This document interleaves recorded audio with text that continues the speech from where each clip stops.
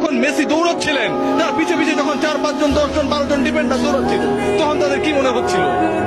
পিছে পিছে দৌড়ায়, ধরতে পারে না, আগে পরে সামনে বিভিন্ন জায়গায় যায়, বল আটকাতে পারে না। এটাই হচ্ছে একজন ফুটবলারের সৌন্দর্য। লিওনেল মেসির সৌন্দর্য ও জায়গায়। একজন ফুটবলার একটা দলকে, একজন ফুটবলার কোটি কোটি মানুষের স্বপ্নকে তার ছোট কাঁধে কিভাবে ক্যারি করেন সেটা আমরা দেখেছি। যারা অস্বীকার করবেন তারা ফুটবলটা বোঝেন না। হয়তো আমাকে মূর্খ বলতে পারেন, সত্যিই তাই।